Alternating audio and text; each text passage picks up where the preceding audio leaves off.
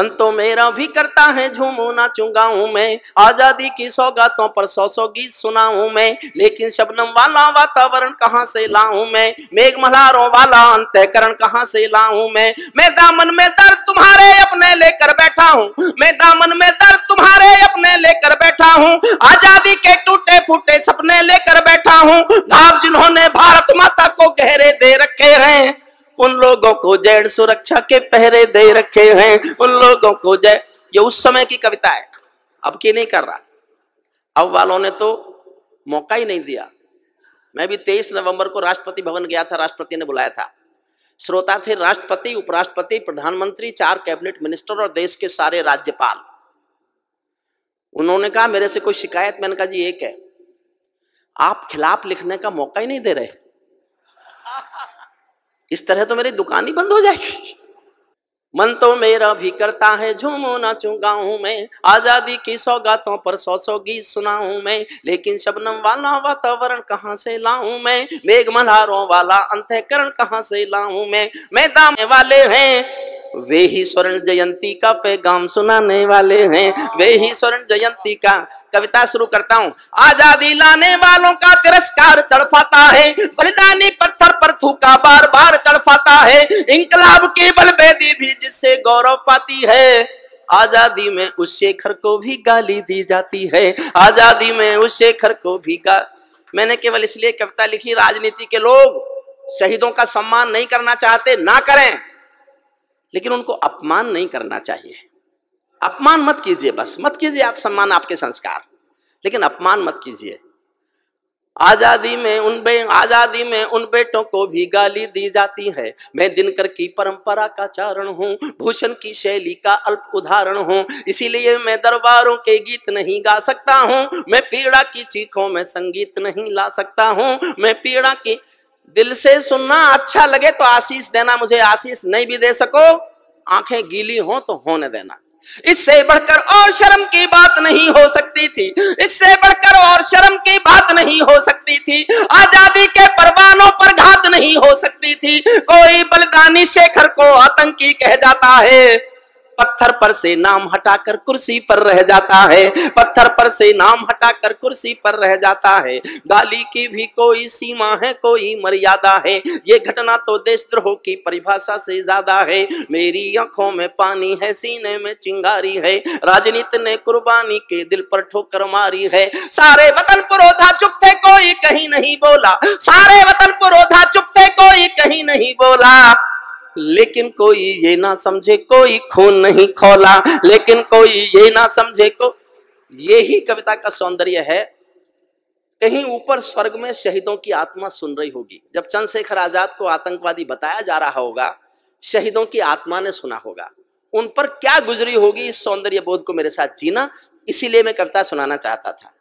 लेकिन कोई ये ना समझे कोई खून नहीं खोला, सुनकर बलिदानी बेटों का धीरज डोल गया होगा, सुनकर बलिदानी बेटों का धीरज डोल गया होगा, मंगल पांडे फिर शोणित की भाषा बोल गया होगा, मंगल पांडे फिर शोणित की भाषा बोल गया होगा, सुनकर हिंद महासागर की लहरें तड़प गई होंगी, शायद बिस्मिल की गजलों की बहरें तड़प गई होंगी, नील गगन में कोई पुच्छल तारा टूट गया होगा, नील गगन में कोई पुच्छल तारा टूट गया होगा, अशफाकुल्लाह की आंखों में लावा फूट गया होगा, अशफाकुल्लाह की आंखों में लावा फूट गया होगा, अशफाकुल्लाह की आंखों में लावा फूट गया होगा, भारत भू पर मरने वाला टोला भी रोया होगा, आजादी का रंग बसंती चोला भी रोया होगा, चुपके चुपके रोया होगा संगम तीरथ का पानी, आंसू आंसू रोई होगी धरती की चूनरधानी। सुनना साहब, आपके दिल तक पहुंचे तो ही समर्थन करना। चुपके चुपके रोया होगा संगम तीरथ का पानी, आंसू आंसू रोई होगी धरती की चूनरधानी, एक समंदर रोई होगी भगत सिंह की कुर्बानी, क्या ये ही सुनने की खातिर फांसी झूले सेनानी, क्या ये ही सुनने की खातिर फांसी, क्या ये ही सुनने की खातिर फांसी झूले। मैंने अपना गुस्सा जिस तरह दिखाया, अगर आपको लगता हो कि हिंदुस्तान के किसी कलमकार को जिसके दिल में सिर्फ देश है, उसको अपना गुस्सा इस तरह दिखाने का अधिकार है, तो मुझे अधिकार देने के नाम पर इतनी तालियां बजाना कि मेरा हौसला बढ़े, हिम्मत बढ़े और मैं कभी डरूं नहीं कि मुझे देश के लिए जो लिखने का मन करे मैं वो लिख दूं, ये ना सोचूं कभी भी कि मुझे डरना चाहिए। अपना गुस्सा दिखाने का मेरा तरीका सुनना क्या था। चुपके चुपके रोया होगा संगम तीरथ का पानी, एक समंदर रोई होगी भगत सिंह की कुर्बानी, क्या ये ही सुनने की खातिर फांसी झूले सेनानी। जहां मरे आजाद पार्क के पत्ते खड़क गए होंगे, जहां मरे आजाद पार्क के, समर्थन करो तो इतना करना कि मुझे लगे मेरी बात समझ गए, और ना समझ पाओ तो कोई बात नहीं, चुप रह सकते हो। जहां मरे आजाद पार्क के पत्ते खड़क गए होंगे, कहीं स्वर्ग में शेखर जी के बाजू फड़क गए होंगे, शायद पल दो पल को उनकी निदिया भाग गई होगी, फिर पिस्तौल उठा लेने की इच्छा जाग गई होगी, फिर पिस्तौल उठा, सल्यूट आपको, सल्यूट, फिर पिस्तौल उठा लेने की इच्छा जाग गई होगी। शेखर महायज्ञ का नायक गौरव भारत भूख। मैं आधी मिनट शेखर पर बोलता हूं। मैंने जब कविता लिखने के लिए शेखर के बारे में पढ़ा तो दो बातें मैंने ऐसी पढ़ी जो शायद आप शायद नहीं जानते हो। एक तो यह कि शेखर को कोई अंग्रेज फौजी पहचानता नहीं था, अंग्रेजों का सैनिक। तो 725 भारतीयों को इस बात की नौकरी अंग्रेजों ने दी कि तुम चंद्रशेखर आजाद को पहचान के हमें पकड़वाओ। 725 लोग पेरोल पर थे अंग्रेजों के। और दूसरा मैंने एक ऐसा वाक्य पढ़ा जो दुनिया में कहीं भी कभी भी किसी शहीद के मुंह से निकला नहीं है। दुनिया में सबसे अलग करता है चंद्रशेखर को, आजाद को। वो गरीब माँ बाप का बेटा था। भाभवा एक जगह है झाबुआ जिले में, वहां उनके माता पिता रहते थे। इकलौता बेटा था और कोई भाई बहन नहीं था। घर गरीब था। वो खजाने लूटते थे आजादी की लड़ाई के लिए। वो पैसा चंद्रशेखर आजाद के पास रहता था। उस संदूक की चाबी चंद्रशेखर आजाद पर रहती थी। एक दिन रात के अंधेरे में गांव के कुछ लोग आए और आकर उन्होंने खबर दी कि चंद्रशेखर, तुम जानते हो तुम्हारे माँ बाप की हालत क्या है। घर में आटा नहीं है, रोटी बनने की नौबत नहीं है, तुम्हारे पास संदूक में लूटा हुआ पैसा है, इसमें से कम इतना पैसा तो घर भेजो कि माँ बाप रोटी खा लें। तो चंद्रशेखर आजाद दो वाक्य बोला। एक वाक्य बोला आंखों में आंसू भरकर, और एक वाक्य बोला आंखों को लाल करके। पहला वाक्य तो यह बोला, क्या माँ बाप सिर्फ मेरे हैं और क्रांतिकारियों के नहीं है? और अगले ही पल आंखें लाल करके कहा कि संदूक में से तो एक पैसा नहीं दूंगा, लेकिन तुम गांव वालों मेरे माँ बाप को रोटी नहीं खिला सको तो मुझे आके खबर कर देना। किसी दिन गांव आऊंगा और अपने इसी पिस्तौल की 2 गोली माँ बाप के सीने में उतार के चला आऊंगा। उसको राजनीति आतंकवादी बताएगी और देश सहेगा। तब सुनिए, शेखर महायज्ञ का नायक गौरव भारत भूखा है, जिसका भारत की जनता से रिश्ता आज लहू का है, जिसके जीवन के दर्शन ने हिम्मत को परिभाषा दी, जिसके जीवन के दर्शन ने हिम्मत को परिभाषा दी, जिसके पिस्टल की सल्यूट करता हूं आपको, सल्यूट करता हूं। इससे बड़ा मुझे कोई दुनिया में क्या पुरस्कार देगा। जिस कविता को मैं भूल रहा हूं वो जनता को याद है। मैं आपका प्रणाम करता हूं आपको जीवन भर।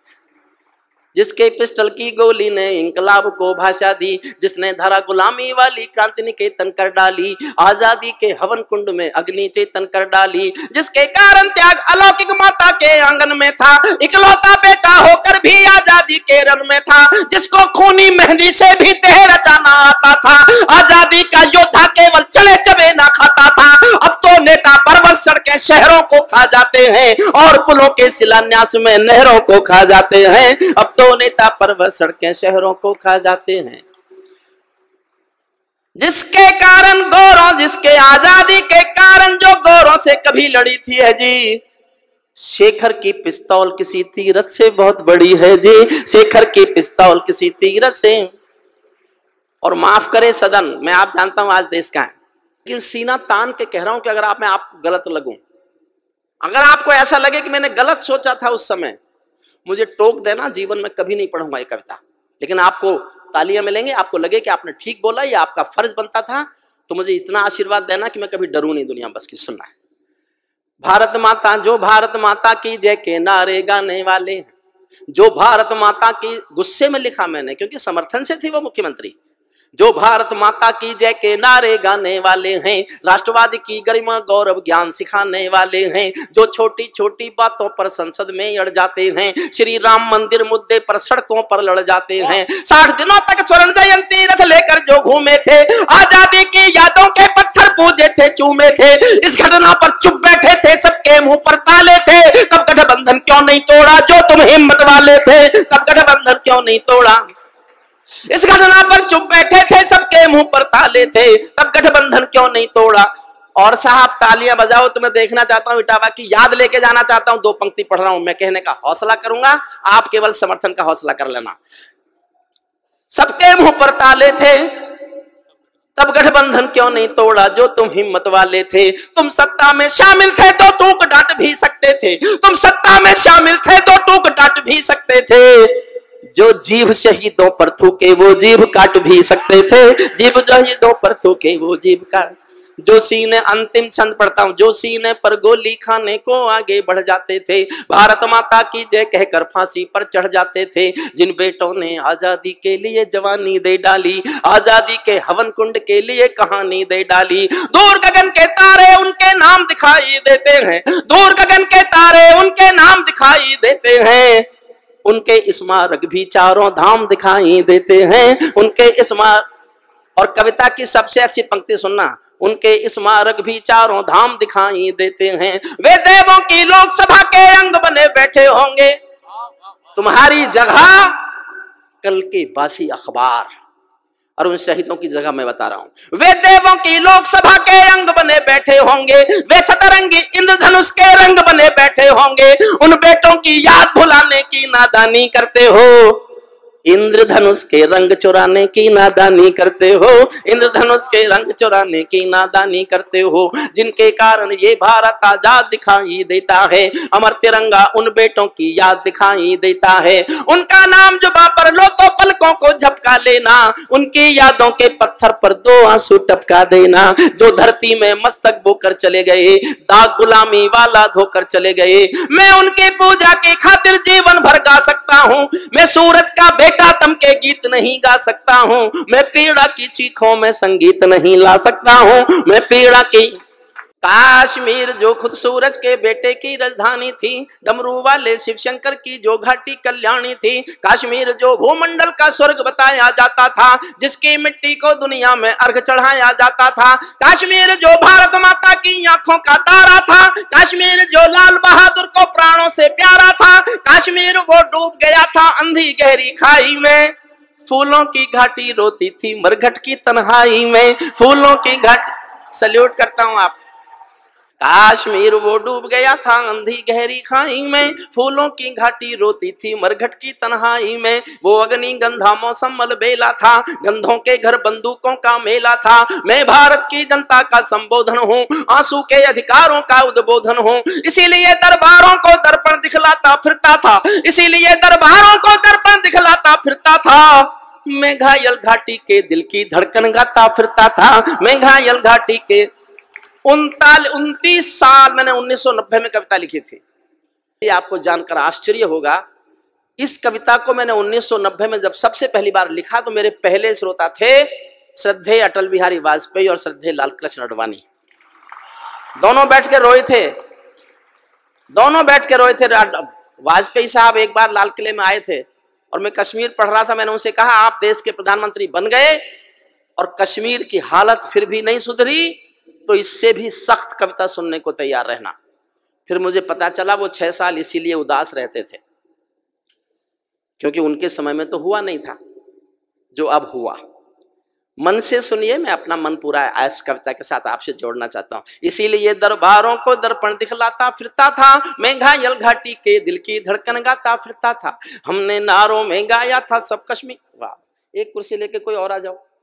हमने नारों में गाया था सब कश्मीर हमारा था, जब जब भी छू कर देखा हिम चोटी में अंगारा था, काश्मीर था जहां तमंचे थे केसर की क्यारी में, काश्मीर था जहां तमंचे थे केसर की क्यारी में, काश्मीर था जहां रुदन था बच्चों की किलकारी में, काश्मीर था जहां तिरंगे झंडे फाड़े जाते थे, 47 के बंटवारे के घाव उघाड़े जाते थे, काश्मीर था जहां हौसलों के दिल तोड़े जाते थे। खुदगर्जी में जेलों से हत्यारे छोड़े जाते थे, खुदगर्जी में जेलों से हत्यारे छोड़े जाते थे। अपहरणों की रोज कहानी होती थी, धरती मैया पानी पानी होती थी। झेलम की लहरें भी आंसू लगती थी, गजलों की बहरें भी आंसू लगती थी। मैं आंखों के पानी को ललकार बनाता फिरता था, मैं आंखों के पानी को ललकार बनाता फिरता था। मैं घायल घाटी के दिल की धड़कन गाता फिरता था, मैं घायल घाटी के दिल की।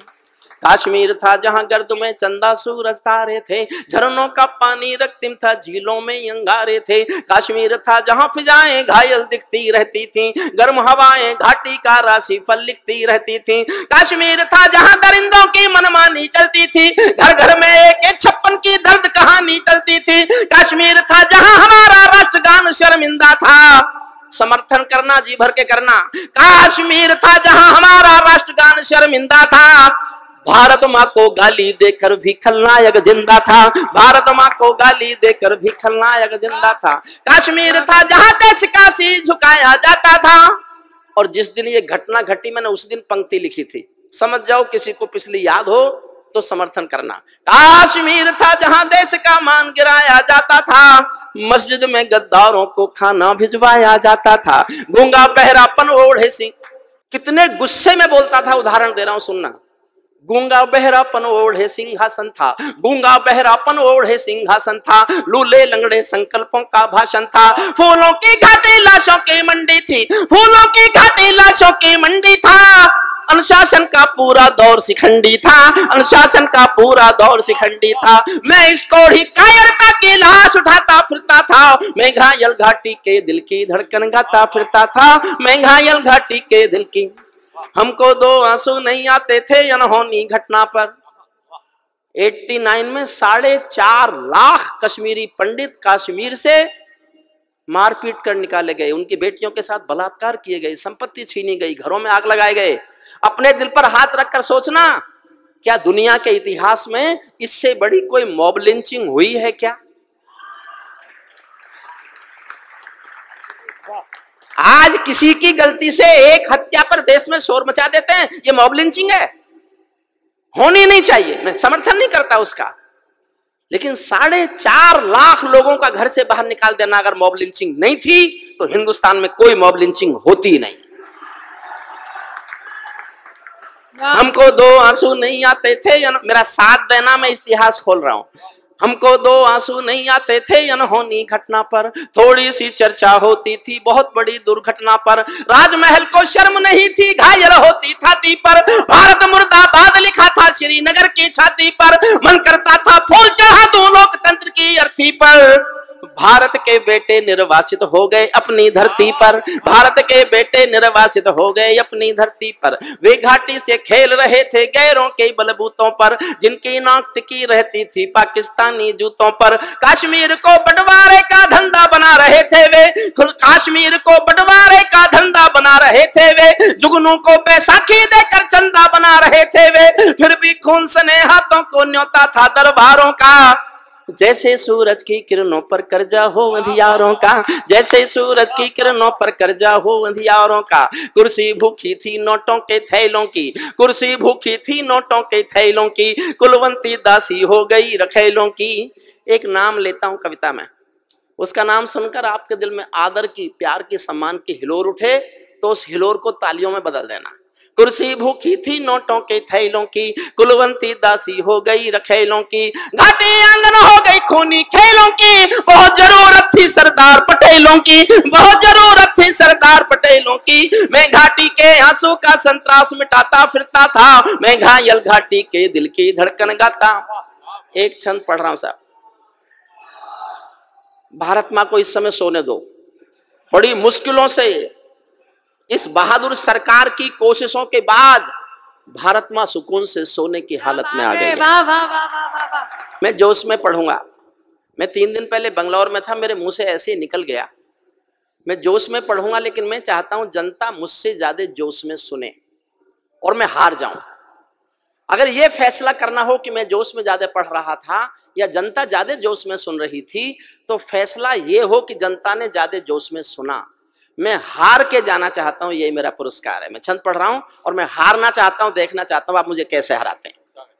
जब चौराहों पर हत्यारे महिमा मंडित होते थे, जब चौराहों, जानना चाहता हूं साहब, अगर जोश दिखाए तो फिर जोश दिखाना, ऐसा कि जो अब तक दिखा नहीं हो।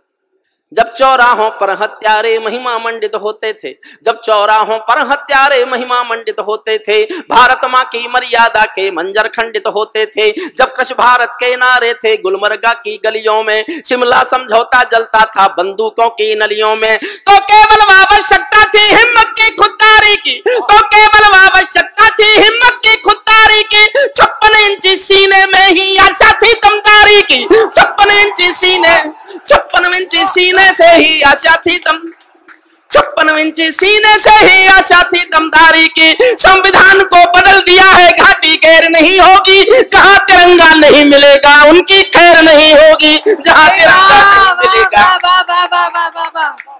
प्रणाम करता हूं आपको साहब, क्या बात है। इसीलिए आवश्यकता थी हिम्मत की खुददारी की, 56 इंची सीने से ही आशा थी दमदारी की। संविधान को बदल दिया है घाटी गैर नहीं होगी, जहां तिरंगा नहीं मिलेगा उनकी खैर नहीं होगी। जिनको भारत की धरती न भाती हो, भारत के झंडों से बदबू आती हो, जिन लोगों ने मां का आंचल फाड़ा हो, दूध भरे सीने में चाकू गाड़ा हो, मैं उनको चौराहों पर फांसी चढ़वाता फिरता था, मैं घायल घाटी के दिल की धड़कन गाता फिरता था, मैं घायल घाटी के दिल की। अंतिम छंद पढ़ता हूं। अभी भी उधर से बयान आते हैं हमारे पास 1 पाव का एटम बम है,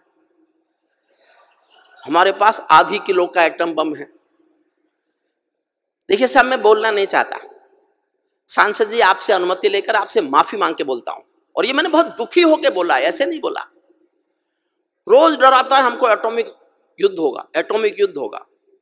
मैंने कुछ मेरे दोस्त साइंटिस्ट हैं उनसे पूछवाया कि मान लो एटॉमिक युद्ध हो ही जाए, क्योंकि उसका भरोसा क्या, जो दुनिया में किसी के भरोसे लायक नहीं है हमारे लायक तो होगा ही क्या।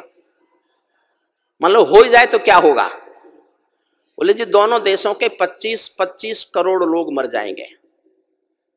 मैं एक दिन सोचता रहा, और जब उसी दिन शाम को मैंने उनके एक मंत्री का बयान सुना कि हम एटॉमिक युद्ध कर सकते हैं, तो मैंने कहा कि होने दो, होने दो, हम 25 करोड़ मरने को तैयार हैं, तुम तो रेगिस्तान हो गए,